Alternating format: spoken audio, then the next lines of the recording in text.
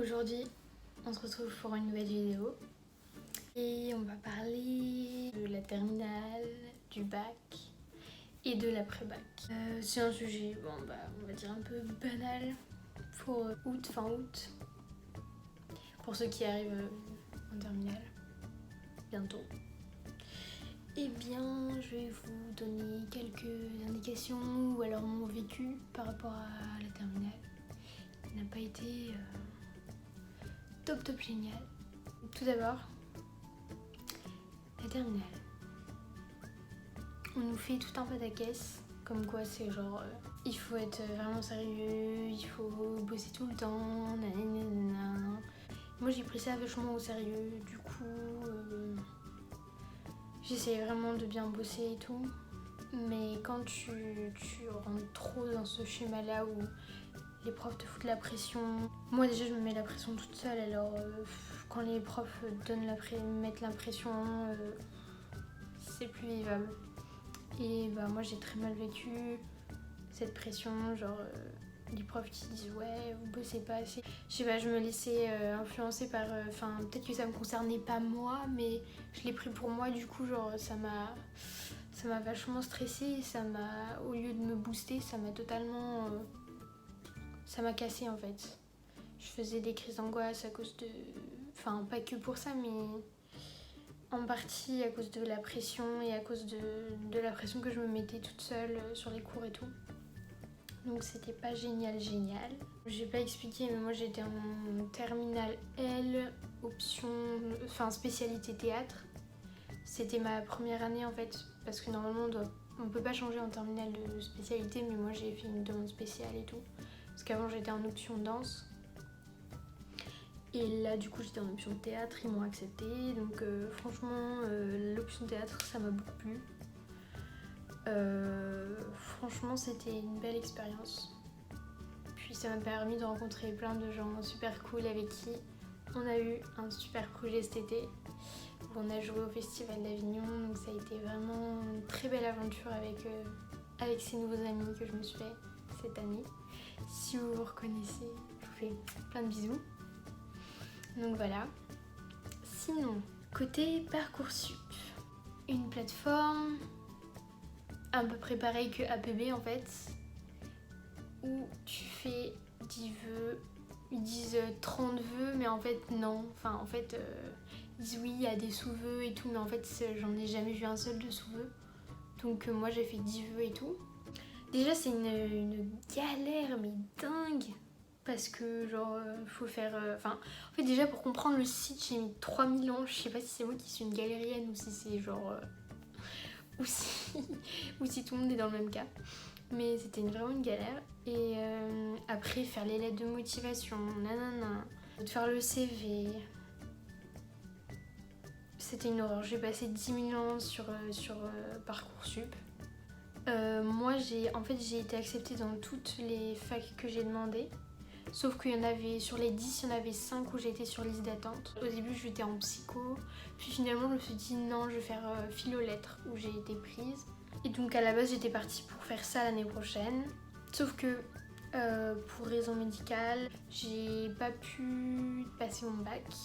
Et je devais le passer en septembre et après intégrer ma fac. Sauf que je suis toujours... j'ai pas pu bosser mon bac. Et du coup je peux pas le passer à la rentrée. Je passerai mon bac en candidat libre normalement la semaine prochaine. Oui bien sûr Emma. L'année prochaine plutôt. Ouais. Je vais bosser toute seule, je peux pas retourner en terminale, genre c'était trop dur pour moi. Je sais pas, mais moi comme beaucoup de monde, craquage de dernière année, genre stop, j'en pouvais plus. Donc, le Parcoursup a moyennement marché, pour moi ça a marché, mais au final ça me sert à rien. Pour des tas de gens ça a pas marché, je trouve ça hyper triste, hyper dommage. Sinon, ouais, il va y avoir des nouvelles réformes, donc ça va changer tout ça. Les secondes, là, ils vont avoir des nouvelles séries, des nouvelles séries pas LSES, mais autre chose, là, où tu es obligé de tout étudier quand même. Je pense que c'est pas une mauvaise idée. Et puis c'est bien s'il y a un contrôle continu dans l'année plus le bac. Parce que là, il n'y a pas de contrôle continu. Donc je trouve ça vachement dommage. Parce que en fait, tu t'en fous. Enfin, genre les gens, ils s'en foutent. Ils bossent pas et après, ils bossent pour le bac. Donc c'est un peu con, je trouve. Donc je trouve que c'est une bonne idée. Et sinon, ouais, la fiche à venir et tout, je sais pas si... En vrai, je sais pas si les gens ont lu les lettres de motivation et s'ils ont lu les fiches à venir. J'espère, pour tout le monde.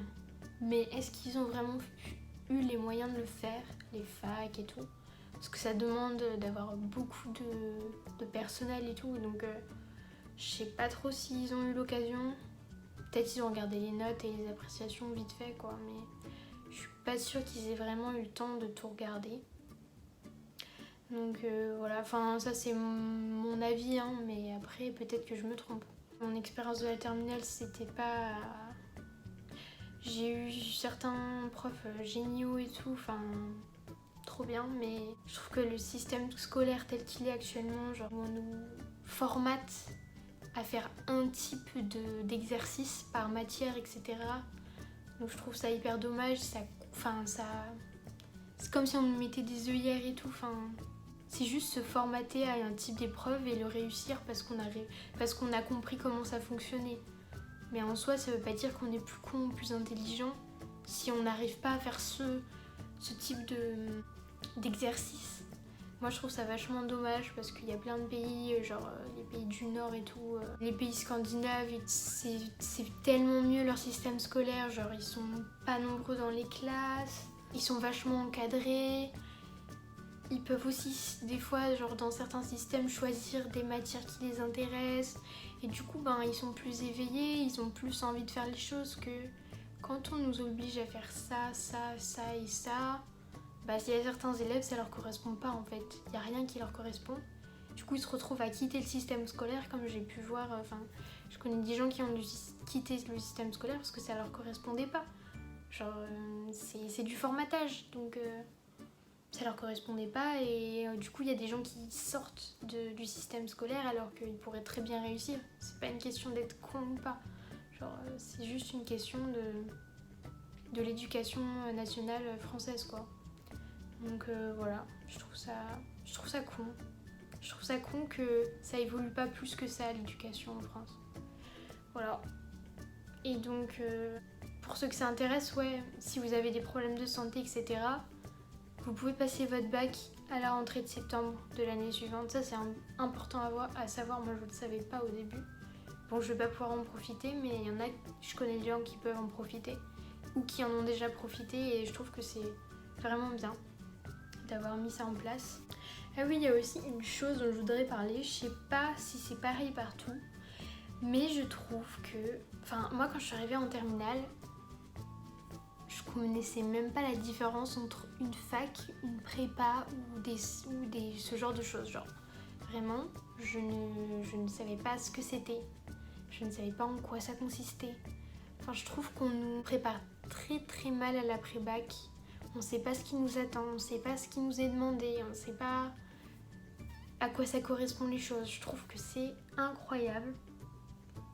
Je sais pas si ça a été mon parcours où on nous a pas trop orientés, mais je pense que c'est à peu près partout pareil. Genre, t'es là, t'arrives en terminale et tu fais ok, il faut faire un choix. Déjà, t'as que 17-18 ans. Faire un choix.